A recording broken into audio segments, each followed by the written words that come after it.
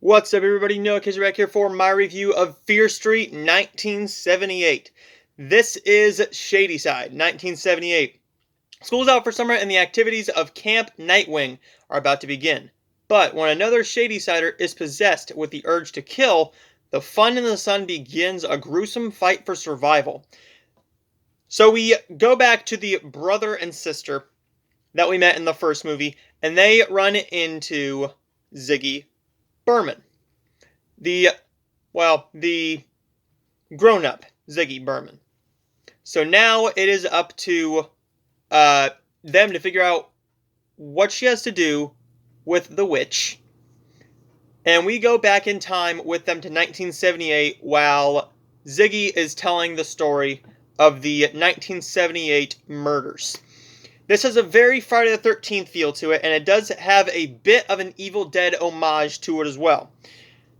Now, there's paying homage, and there is straight up just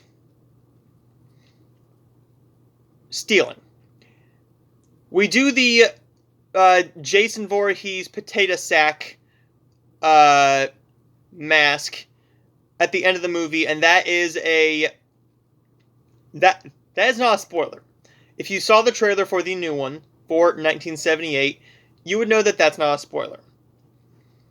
I felt this had a very similar feel to American Horror Story 1984, which, by the way, American Horror Stories is only on FX on Hulu, starting next week, next Thursday, and I may go into my thoughts on each episode.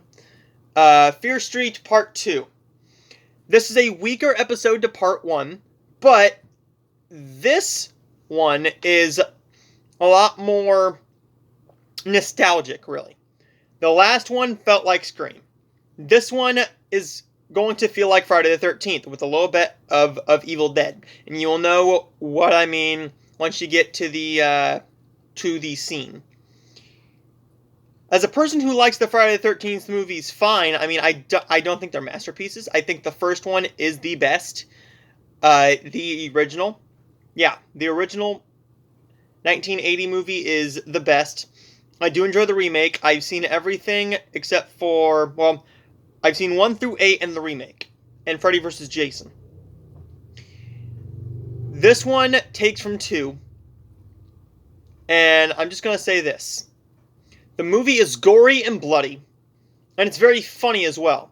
This movie has a very similar feel to those camp murder movies, to a teen murder movie. And as somebody who really likes those movies, this was right up my alley.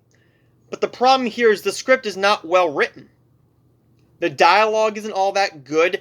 The dialogue is very first draft. And the acting is pretty decent. But what you're going into this for is for the kills. Is it a scary movie? No. Is it going to scare you? There's a couple jump scares here and there.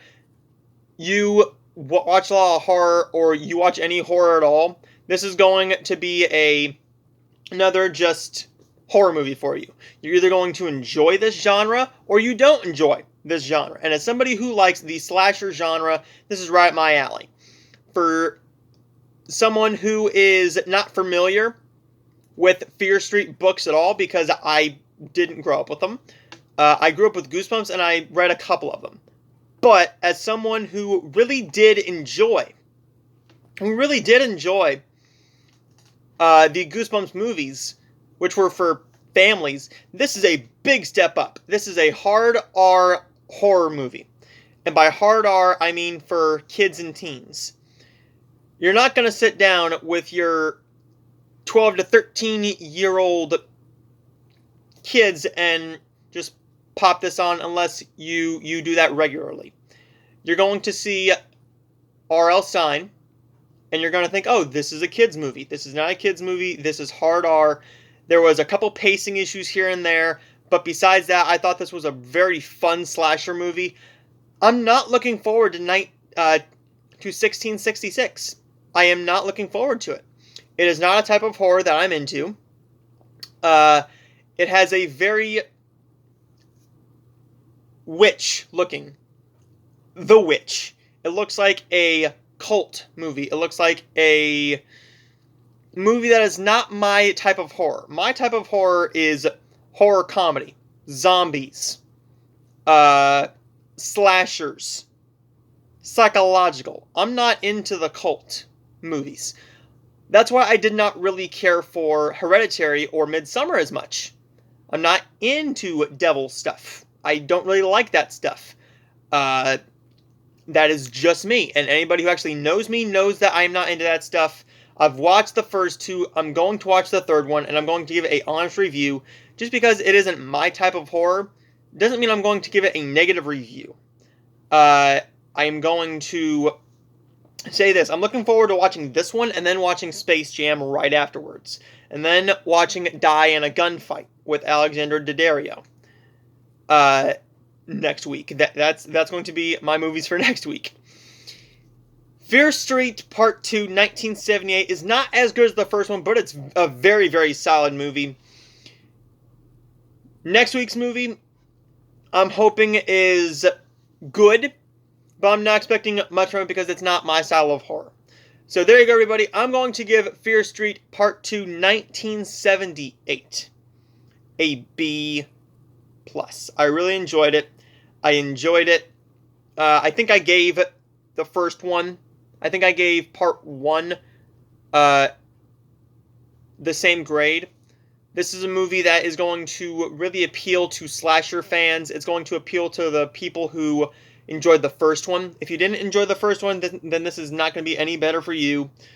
This one and the first one are going to rank high in my horror list because I don't watch a lot of horror, really. But the next movie, hopefully it's good, and hopefully it proves me wrong.